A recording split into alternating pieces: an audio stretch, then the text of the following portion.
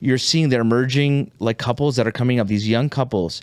There's so much conflict. Like nobody knows what to do. What are the expectations? Right. There's all this chaos. And many men say, what's the use of getting married? What's the point of getting married?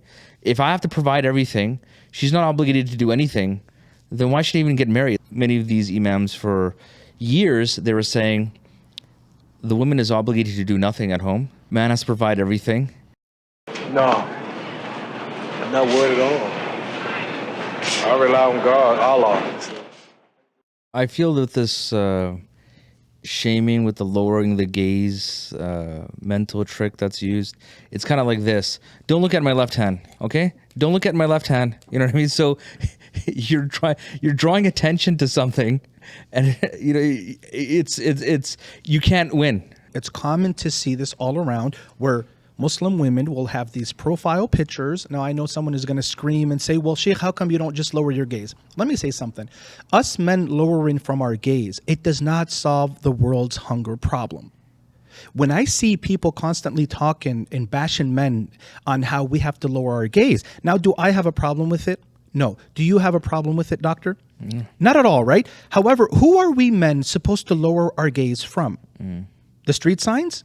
The tall buildings? The tall trees, the airplanes, the skies, the sun, we're supposed to lower our gaze from what exactly? From women. Yeah. So there's a combination, right? There are two parties involved here. But again, in a genocentric society, it is very convenient, it's popular, it's attractive, and it's expected to badger men and to speak down to men and to sound hard and rough and tough when it comes to speaking to men. But when it comes to the women, suddenly there's nothing to be said. You can hear a pin literally drop in the room. Okay. Now I know we veered off, but I find this to be misleading. Okay. And it's not fair between you and Allah subhanahu wa ta'ala that you see these ills taking place. أنت لا ترضاه لبناتك. You as a da'i, you are not okay with your daughters doing the above.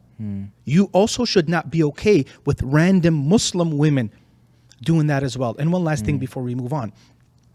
A person who doesn't have clout, a person who doesn't have a huge following base, if he says this, he might be marginalized and dismissed, right? As a misogynist, as a male chauvinist, as someone who's intimidated by women, who's someone maybe he was traumatized by a woman in his past. But when you, Mr. Clout, you, Mr. with the huge following base, when you say it, there's a currency there. When I say it, I might be easily dismissed. But when you say it, that sister watching you after watching me might start to think twice about doing what she's doing online. Do you see what I mean? The sister or the brother. But when I say it and I'm the only one saying it, oh, this guy must have a problem with women.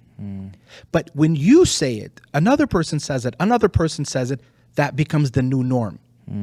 In this, again, it takes courage for us to go down this route.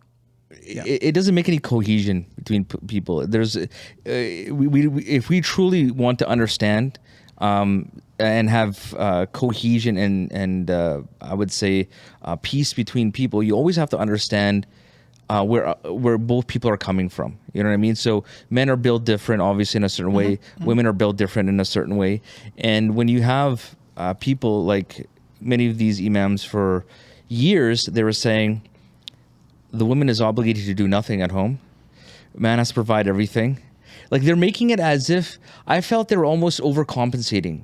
They felt so guilty for being Muslim and having these traditional values that they have to overcompensate in front of the whole world, as if they're grandstanding in front of the whole world to try to say women don't have to do anything. And then they ruin, like now you're seeing they're emerging like couples that are coming up, these young couples.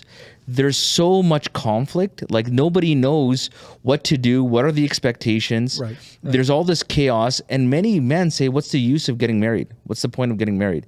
If I have to provide everything, she's not obligated to do anything, then why should I even get married? Like it's as if you're just turning up the volume on making the fitna and the haram like much more easier. Yeah, you're not and helping. Then you're dialing down all the pathways of doing good, you know?